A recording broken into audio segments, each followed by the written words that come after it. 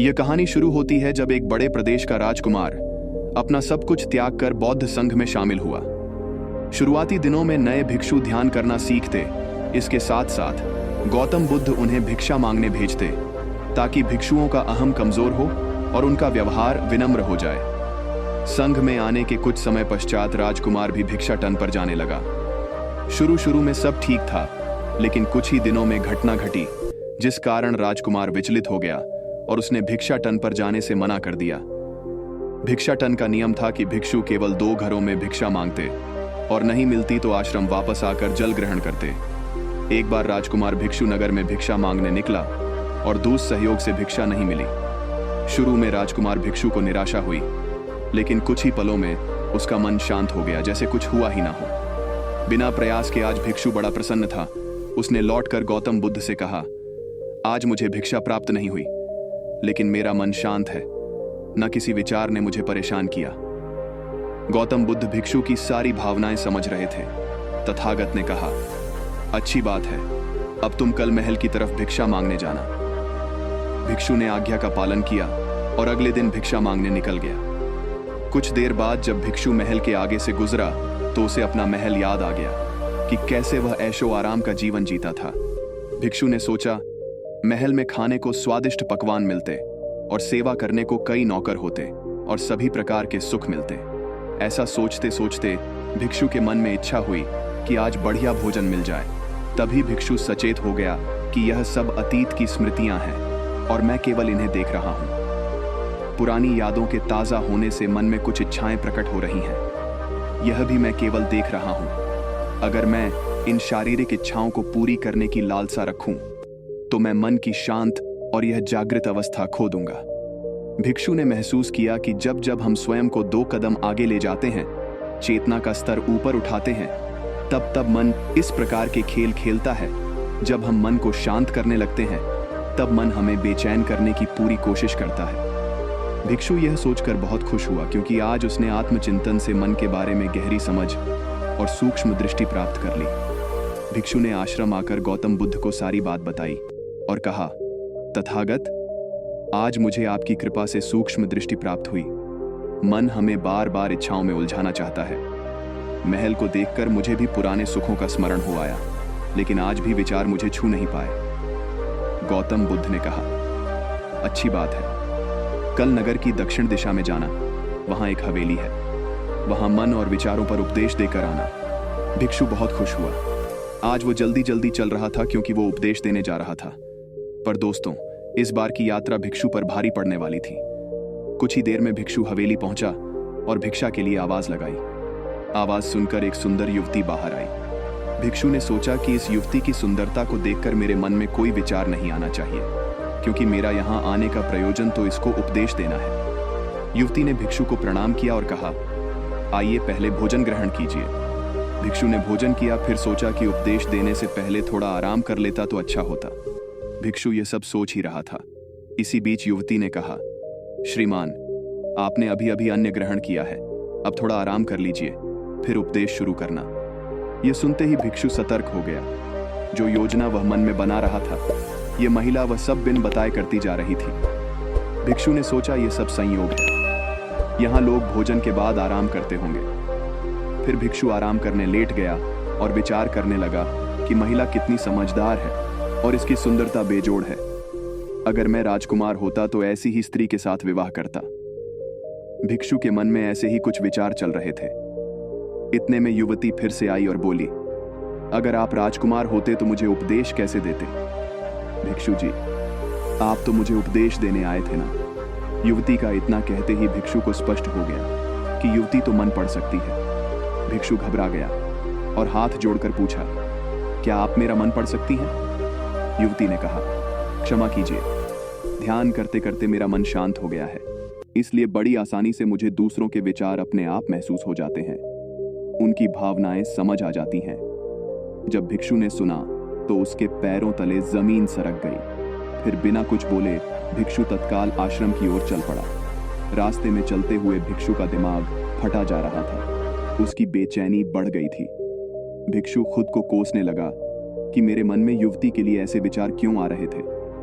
उसने मेरे बारे में क्या सोचा होगा। अगर यह बात लोगों को पता चलेगी तो लोग भिक्षुओं और संघ के बारे में क्या सोचेंगे। आज भिक्षु बहुत लज्जत महसूस कर रहा था और वह थोड़ी ही देर में आश्रम पहुंच गया। जब भिक्षु गौतम बुद्ध के सामने पहुंचा तो तथागत ने देखा कि उसके चेहरे की रौनक जा चुकी है। दोनों कंधे झुके हुए थे।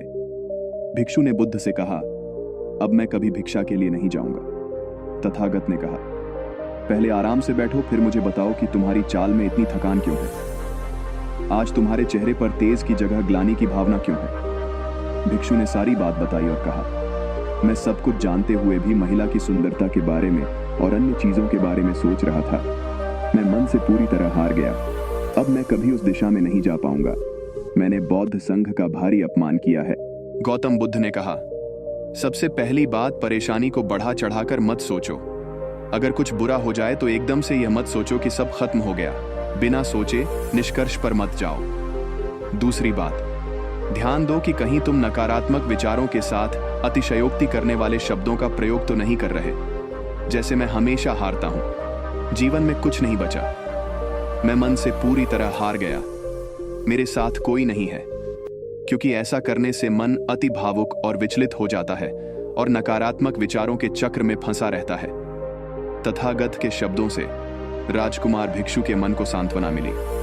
भिक्षु ने पूछा, अगर मैंने अपने मन को जीत लिया था तो फिर मन ने मुझे परेशान क्यों किया। गौतम बुद्ध ने कहा, सबसे पहले यह समझो कि विचार पैदा कैसे होते हैं। पहले बाहर कुछ हुआ, फिर उस घटना के प्रति अंतर्मन ने प्रतिक्रिया की। इस कारण शरीर में भावना या सनसनी पैदा हुई। फिर इस सेंसेशन या फीलिंग के प्रति तुम्हारे सचेत मन ने यानी कॉन्शियस माइंड ने प्रतिक्रिया की। इस आखिरी स्टेप को हम विचार कहते हैं। भिक्षु ने पूछा, हमको परेशान करने की विचारों में इतनी शक्ति आती कहां से है। गौतम बुद्ध कहते हैं कि हम खुद विचारों को यह शक्ति प्रदान करते हैं। जब आप जजमेंट और सही गलत के टैग लगाकर विचारों को देखते हो तो उनके प्रति रिएक्ट करने लगते हो। एक विचार के साथ अन्य विचार भी सोचने लगते हो। जब तक आप खुद को जज करोगे तब तक मन आपको नीचा दिखाकर हावी होता रहेगा। भिक्षु ने पूछा, फिर मन शांत कैसे होगा। गौतम बुद्ध ने कहा, अगर विचार है तो शरीर में भावना भी महसूस हो रही है, क्योंकि हर विचार भावना के साथ प्रकट होता है। अगर आप अश्लील विचार महसूस कर रहे हो तो इसका मतलब है कि शरीर में एक भावना यानी सेंसेशंस भी महसूस हो रहे हैं और फिर आप उसके बारे में सोच रहे हो या रिएक्ट कर रहे हो। और इसी बात में मन को शांत करने का तरीका छिपा है। हर विचार को देखना कठिन है क्योंकि विचारों का वेग तेज है, लेकिन शरीर में महसूस हो रही भावना यानी सेंसेशंस को देखना आसान है क्योंकि यह देर तक बनी रहती है। अगर इन्हें बिना जजमेंट के सही गलत का मतलब लगाए सिर्फ देखा जाए तो यह गायब भी हो जाती है। तब मन के पीछे जो शांति है वो प्रकट होती है और उस शांति में एहसास होता है कि मन हमारा कुछ नहीं बिगाड़ सकता। हमारा अंतर्मन कैसे ठीक होता है नॉन जजमेंट से। अगर हम किसी भी इंसान या घटना या फिर अपने मन को बिना जजमेंट के देखते हैं तो मन के साथ साथ अंतर्मन अपने आप स्वस्थ और शांत होने लगता है। अगर तुमने मात्र यह देखा होता कि इस औरत के प्रति विचार केवल मेरे अंतर्मन के रिएक्शन के कारण है और यह मैं केवल देख रहा हूं, मन में बहुत कुछ चल रहा है लेकिन मैं सांस के प्रति सचेत हूं, मैं शरीर में होने वाली प्रतिक्रिया को देख रहा हूं, तब भी तुम सचेत होकर दृष्टा भाव में लौट आते। मन के पीछे जो शांति है वह हमारी सबसे बड़ी ताकत है। हम बड़ी आसानी से विचारों को शांत कर सकते हैं और एक दिन यह जान सकते हैं कि किसी भी प्रकार का विचार चिंता असल में इस शांति को पार नहीं कर सकता। हम हमेशा विचारों से अछूते हैं। गौतम बुद्ध कहते हैं, तुम याद रखो, विचार तुमसे है, तुम विचारों से नहीं। तुम हमेशा ही अपने विचारों से शक्तिशाली हो, अपने डरों और चिंताओं से शक्तिशाली हो। अब तुम अगले 7 दिन युवती के घर भिक्षा मांगने जाओगे और ध्यान रखना, अपने विचारों को जज मत करना। अच्छे बुरे विचार केवल तुम्हारा द्वार खटखटाते हैं। तुम केवल इतना याद रखना कि तुम वह शांति हो जिसमें सब प्रकट हो रहा है। अगले दिन भिक्षु पूरे मार्ग जागृत होकर चला। महिला के घर जाने से पहले थोड़ी घबराहट हुई, लेकिन भिक्षु दृष्टा भाव में बना रहा। विचारों को, शरीर में उठ रही भावनाओं को, डरों को, गिल्ट को, सबको बस देखता रहा। जब वापस लौटा तो वह पूरी तरह शांत था। आज उसमें मैंने मन को जीत लिया है, यह अहंकार भी नहीं था। आज उसने सही मायनों में मन को पार कर लिया था। दोस्तों, आज के लिए बस इतना ही। अगर आपको इस वीडियो से कुछ सीखने को मिला हो या इसी तरह की इंटरेस्टिंग वीडियोस को देखना चाहते हैं तो इंस्पायर गाइडलाइन यूट्यूब चैनल को सब्सक्राइब कर बेल आइकन को प्रेस कर लीजिए और इस वीडियो को लाइक करके एक प्यारा सा कमेंट भी कर दीजिए। मिलते हैं आपसे एक नए कहानी के साथ। तब तक के लिए नमो बुद्धाय।